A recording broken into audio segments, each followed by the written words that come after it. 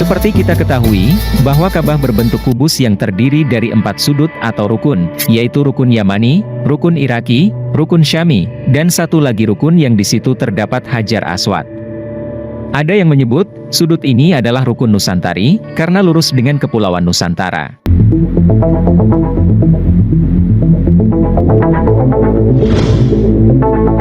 Jika kita berdiri dari sudut-sudut Ka'bah, maka garis lurus pandangan kita akan mengarah ke Yaman, Irak, dan Suriah, yang dulu bernama Syam yang meliputi Suriah, Lebanon, Yordania, Palestina.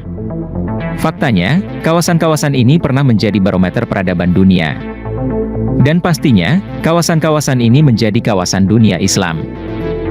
3 sudut ini, seakan-akan melukiskan peta ijtihad kaum muslimin. Dari Basrah, mazhab Hanafi tumbuh berkembang ke kawasan sekitarnya seperti Turki, Asia Tengah, India, dan lain-lain, yang berkarakter Hanafi dalam fikih, dan Maturidi dalam akidah. Dalam intelektualisme tasawuf, kita pun bisa melihat dinamika Maulawiyah, Chistiyah, Naksabandiyah, dan lain sebagainya.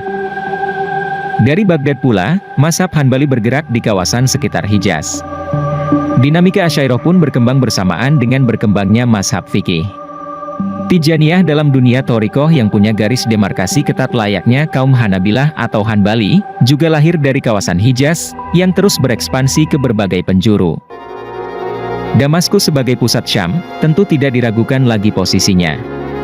Dinamika mazhab fikih dan mazhab akidah tumbuh subur di kawasan ini, juga dunia tasawuf tidak ketinggalan. Bahkan, gerakan intelektualisme besar-besar dengan mengadopsi pemikiran filosofis ala peripatetisme, lahir dari kawasan ini. Syam sebagai sentra ilmu pengetahuan, tentu menjadi tempat singgahnya mazhab Maliki dari Madinah menuju kawasan Afrika Utara. Jalur sutra Damaskus Iskandariyah, menjadi lintasan thorikoh Syadiliyah, yang dekat dengan ijtihad fikih ala mazhab Maliki, dan bersimbiosis dengan kaum Asy'ariyah. Yaman, bukan nama yang asing. Di samping kuatnya pengaruh mazhab Syafi'i, juga mazhab Asy'ariyah dalam akidah kehidupan asketis atau zuhud, menjadi cita rasa daerah ini. Di samping thorikoh-thorikoh Muktabaroh, Aulawiyah cukup dominan. Dan tentu yang tidak kalah pentingnya, Yaman menjadi benteng kokoh mazhab fikih Ja'fariyah dan Zaidiyah saat ini. Nah, sekarang, sudut yang menjadi tempat awal dan akhir tawaf, yaitu sudut yang ada Hajar Aswadnya. Kalau kita berdiri dan mengarahkan pandangan, maka, garis lurus akan tertuju ke arah Asia Tenggara, khususnya Indonesia sebagai penduduk muslim terbesar di dunia. Kawasan ini, mazhab Syafi'i dalam fikih, serta Asy'ariyah wal Maturidiyah dalam akidah, cukup dominan. Watak moderat dari mazhab-mazhab ini, memungkinkan untuk berinteraksi dan bersinergi dengan keragaman budaya dalam payung kaidah al-muhafadzah alal-qodimil soleh, wal ahzu bil jadidil aslah. Bagaimana kehidupan tasawuf dan dunia thorikoh? Moderasi keagamaan kawasan ini menjadi tumbuh suburnya thorikoh. Qadiriyah, Syattariyah, Badawiyah, Ghazaliyah, Syamaniyah, hanyalah beberapa nama dari sekitar 40-an thorikoh Muktabaroh yang terhimpun dalam Jatman NU. 3 sudut yang merupakan simbol titik koordinat Yaman, Irak, dan Suriah, saat ini sedang luluh lantah akibat perang saudara. Suriah perang dengan ISIS, hingga menjadi sebuah negeri yang sangat menakutkan. Begitu juga dengan Yaman, hingga belum aman. Masyarakatnya demen berperang. Negeri-negeri itu luluh lantak bukan karena diserang dari luar, melainkan para teroris yang mengatasnamakan agama dan tauhid. Pemicunya adalah kelompok tekstualis, skripturalis yang memahami Islam sebatas permukaan. Membid'ahkan dan mengkafirkan adalah ritual resmi kelompok ini. Bahkan tidak jarang, terjadi penghalalan darah sesama muslim. Merekalah kelompok yang oleh Nabi Muhammad disebut sholatnya rajin, puasanya rajin, hafal Quran, tapi pemahaman Qur'annya hanya berakhir di kerongkongannya saja, tidak sampai masuk ke hatinya. Bahkan, Yaman digempur oleh negara di mana Ka'bah berada. Yang masih bertahan, adalah sudut yang di situ ada Hajar Aswad, rukun Nusantari, yang titik koordinatnya lurus mengarah kawasan Nusantara.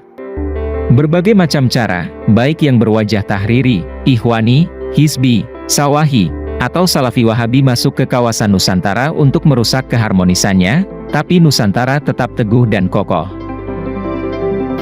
Namun jangan santai dulu, saat ini, benih-benih kehancuran seperti ketiga negara itu, sudah terus tumbuh dan terlihat.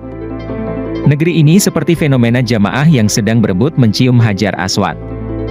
Banyak yang menyikut dan tersikut, yang menginjak dan terinjak, yang mendorong dan didorong, tidak peduli bagaimanapun caranya agar dapat mencium Hajar Aswad. Masih untung ada polisi yang bergelantungan di situ, yang sesekali memisahkan dan mengatur agar proses perebutannya tidak terlampau parah dan memakan korban. Dan juga untung, masih ada sekelompok kecil manusia, yang merelakan dirinya dianiaya tanpa perlu balas menganiaya. Yang memasrahkan diri, bahkan membantu orang yang bisa dibantunya, dan mengikuti peluang sekecil apapun untuk bisa menciumnya tanpa harus menyakiti siapapun. Sungguh tidak terbayang, andai negeri ini berkonflik sehebat Irak, Syria, dan Yaman. Karena jika itu terjadi, maka genaplah kehancuran negeri yang diarahkan dari keempat rukun Ka'bah. Dan kalau genap, maka bersiaplah untuk tangisan yang tidak berkesudahan. Buat yang suka berpikir misteri, ada satu fenomena yang menurut saya tidak masuk akal dan sulit dipercaya. Yaitu, kesegarisan antara Ka'bah dan Borobudur. Kalau hanya segaris, itu sudah biasa, point to point apapun bisa ditarik menjadi satu garis, seperti Malaysia juga akan segaris. Namun, segaris Ka'bah dan Borobudur ini bukan asal narik garis. Garis ditarik mulai dari titik sudut Ka'bah Rukun Syam, ke titik sudut Ka'bah sisi Hajar Aswad, yang otomatis melalui titik tengah Ka'bah. Garis tersebut dilanjutkan terus, dan akan pas melalui titik puncak Borobudur. Ribuan kilometer, dan bisa presisi seperti itu luar biasa bukan? Kira-kira siapa, dan dengan teknologi apa bisa dilakukan? Nah lo, pusing kan? Jawaban alternatifnya, bisa kita lihat hipotesisnya Kiai Haji Fahmi Basya. Beliau berspekulasi, apakah ini menandakan letak di mana negeri Syam yang sesungguhnya? Arsi Borobudur, adalah UFO dengan kecepatan cahaya, yang mengangkat Nabi Muhammad ke Sidratul Muntaha. Borobudur berdasar Quran juga bermakna luas, yang salah satu artinya adalah surga yang jatuh ke bumi melalui kubus Ka'bah. Tetapi surga di bumi ada di negeri ini, Indonesia adalah sepertiga surga yang jatuh ke bumi, dengan dilihat dari sejajarnya Borobudur dengan Hajar Aswad, dan Rukun Syam Ka'bah. Ingat, Hajar Aswad itu bukan dari bumi, benda itu berasal dari surga. Para Zionis sudah tahu tentang hal ini, dan ada kemungkinan mereka juga sudah mempelajari rahasia Borobudur Quran dari jauh hari. Sementara kita umat muslim malah banyak di antara kita yang masih berselisih, apakah benar Borobudur dibuat Nabi Sulaiman atau tidak.